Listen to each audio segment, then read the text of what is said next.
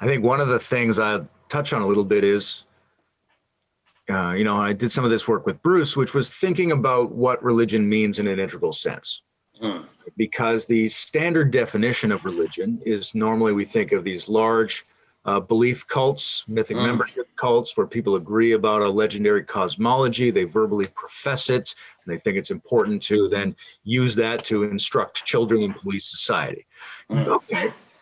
But in the integral model and in a lot of developmental models, that's a specific stage of social and cognitive complexity, right? That's Spencer's mythic membership, that's concrete operational cognition.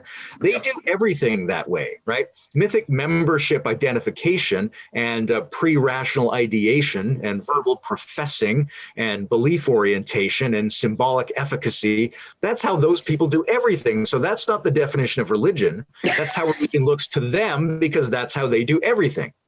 Now, modernists have looked at like, okay, if that's the definition of religion, we're not religious then. I'm like, but you're still using their definition and you think they're idiots. Don't use their definition. So what's a definition of religion that applies at all the stages and doesn't require the content of anyone to be correct?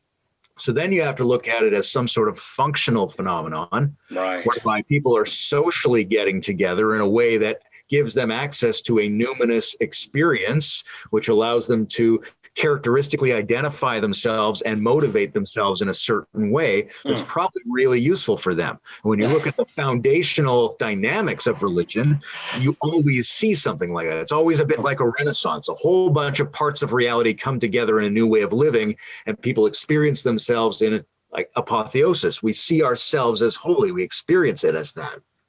And when we look at the challenges faced today, we know a lot of things that would solve a lot of our problems, but we can't mobilize to do it. And maybe that's because we're missing that extra quality that coherent integration would give us.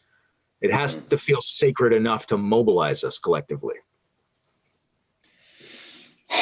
Let's just be with that for a second. I mean, that's,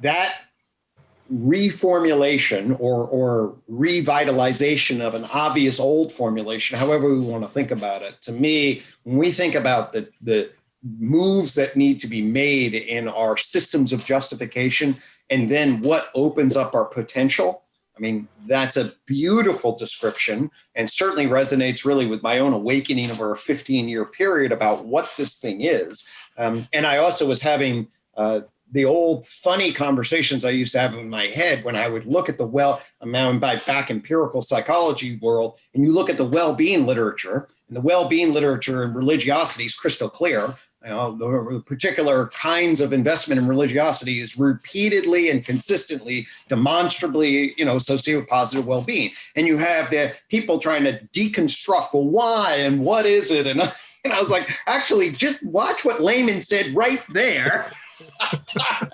And in that little paragraph has an obvious explanation for what is so unbelievably central. So then how do we bootstrap both our understanding and this potential in a particular way? So anyway, that was just a brilliant articulation.